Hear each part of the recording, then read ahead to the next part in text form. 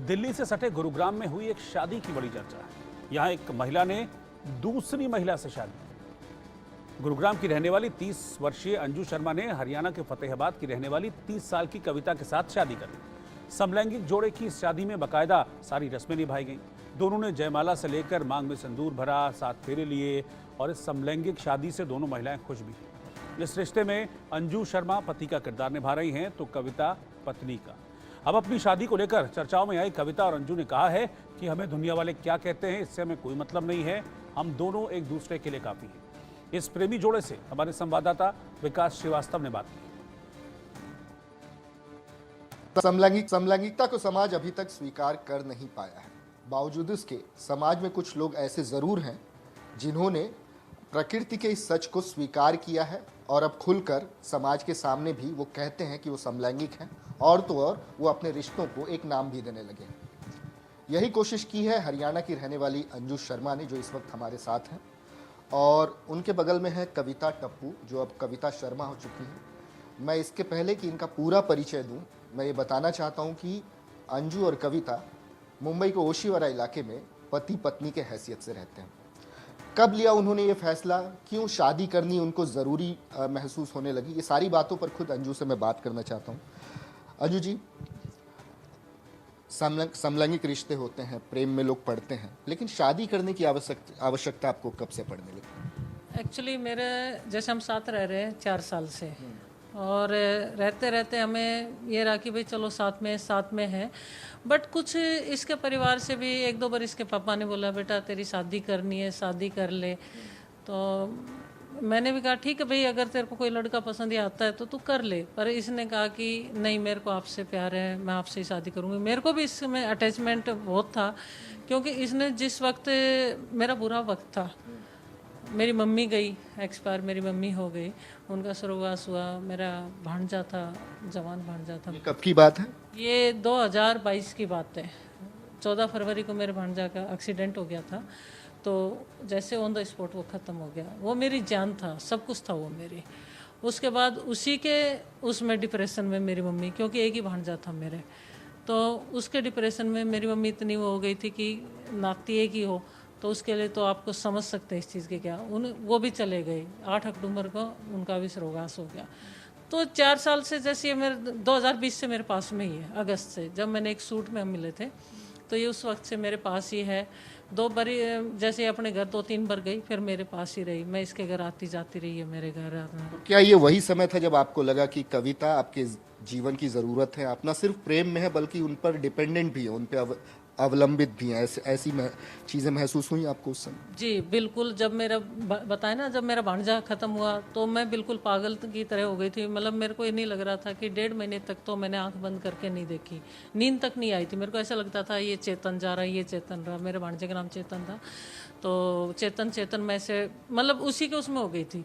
Mummy मेरे पास नहीं थी, वो राजस्थान में थी, तो इस वजह से फिर इसने मेरे को संभाला। पहले तो वो जीवन दिया इसने, उसके बाद थोड़ा बहुत जैसे मम्मी को मैं अपने पास लेकर आई, संभाला मैंने मम्मी को, इसने संभाला। मेन केयर इसने की मम्मी की, क्योंकि मैं तो उसमें थी नहीं, सुध बुध नहीं थी कि जितना मैं संभालूं। तो इसने संभाला मम्मी का, उनकी पूरी केयर की। मम्मी लास्ट स्टेज पे ऐसी हो गई थी बिल्कुल, जो बेड पे लग जाते हैं ना, इतनी बीमार हो गई थी वो। एक सवाल मैं कविता जी से लेना चाहता हूँ। कविता जी, आपको कब ऐसा लगा कि आप अंजू जी की पत्नी बनना चाहती हैं, न कि किसी आदमी की? यह एहसास आपको कब से आया? ये हम शूट पे मिले थे, उसके बाद जब ये शूट कंप्लीट हो गया था, 22 दिन का करीबन शूट रहा था, तो ये मेरे को बोले कि कोई बात नहीं। मैंने कहा जो मैं घर जाती हूँ अब। ये मेरे को घर छोड़ने गए हैं, फिर दूसरे दिन बैग पैक करके इनके साथ वापस आ गई, फिर मैं गई नहीं। उसके बाद जब से अब 4 साल हो गए मैं इनके साथ ही रह रही हूँ। तो 4 साल से अंजू और कविता जो है पति पत्नी की हैसियत से रह रहे हैं।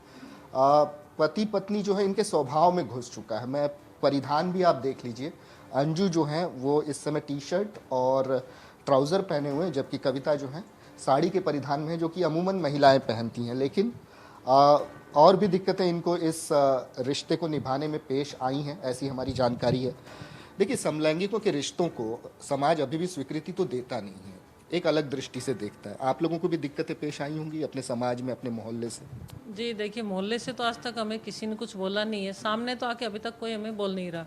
बट जैसे कि हमारे फेसबुक, इंस्टा, हर जगह से जहाँ से भी हमें इतने कमेंट मिल रहे हैं गंदे गंदे, क्योंकि मेन तो चीज़ क्या है कि इसके भाई और इसके पापा को टॉर्चर किया जाता है, उनके लिए गंदे कमेंट आते हैं कि भाई को बोलते हैं, जैसे हमारे पास आते हैं जब कमेंट वगैरह कि तुम्हारा भाई भी ऐसे ही कर लेगा, उन्हें शर्म नहीं आई, साथ दे रहे हैं।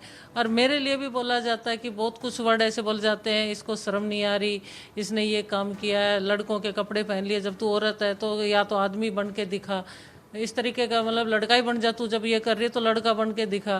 मतलब कुछ लोग तो ऐसा भी बोलते हैं जेंडर वगैरह चेंज करवा ले, तो जितना ही शौक है मर्द बनने का ये, तो फिर मैं उनसे एक ही चीज़ कहती हूँ, मैंने कहा तुम्हारी मर्दानगी कहाँ गई जब तुम्हारी औरतें बाहर जा रही हैं, या तुम्हारी बेटी को कोई पीट रहा है, जब तुम्हारी बेटी के साथ टॉर्चर हो रहा है, जब तुम्हारी बेटी को दहेज के लिए जलाया जा रहा है, तो उस वक्त मर्दानगी तुम्हारी कहाँ थी? मैंने तो एक लड़की के साथ अपना जीवन बिता रही हूँ मैं, और इसलिए कि मुझे पता है इसने मेरी मम्मी की जो केयर की है मेरे लिए, आज जिंदा हूँ तो मैं इसकी वजह से हूँ, तो जो मुझे संभाल सकती है।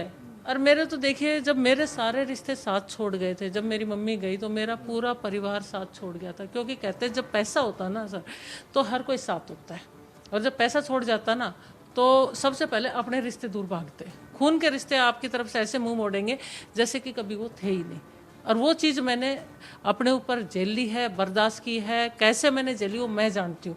एक माँ के जाने, फादर तो मेरे बचपन से ही नहीं थे, वो बचपन में मैं 5-6 साल की थी तभी एक्सपायर हो गए थे, कैंसर था उनको। तो दुख की घड़ी में कविता जी ने आपका बहुत साथ दिया। कविता जी, इस रिश्ते को निभाने के लिए आपको भी तो आलोचनाओं का सामना करना पड़ा होगा, लोगों ने क्रिटिसाइज किया होगा, कुछ गलत कहा होगा, कुछ ऐसे अनुभव हैं आपके साथ? नहीं, गलत तो किसी ने नहीं कहा, बस कमेंट्स वगैरह लोग बोलते हैं वही गलत है।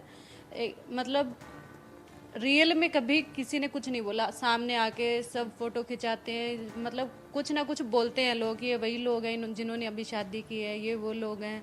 हाँ, मम्मी की थोड़ी दिक्कत है, मम्मी आज भी एक्सेप्ट नहीं कर रहे हैं, और उनका सही भी है ये चीज़ कि वो नहीं मान रहे, तो वो चीज़ें है। बिल्कुल, देखिए, सेम सेक्स मैरिज को अभी भी भारत में मान्यता नहीं मिली है। वो बात अलग है कि विश्व के 39 देश ऐसे हैं जहाँ पे सेम सेक्स मैरिज जो है वो लीगलाइज्ड है, अलाउड है, और शायद इसीलिए हर कोई इसको स्वीकृति नहीं देता। लेकिन इस जोड़े की खास बात यह है कि इन्होंने न सिर्फ समाज के सामने ये कबूल किया कि वो एक रिश्ते में रहना चाहते हैं, बल्कि एक कदम और आगे जाकर शादी भी की। ऐसे समलैंगिक जोड़े तमाम मिल जाएंगे जो लिव इन रिलेशनशिप में है, लेकिन शादी करने की बहुत कम लोग सोचते हैं, क्योंकि उस शादी को कोई मान्यता है नहीं कानूनन।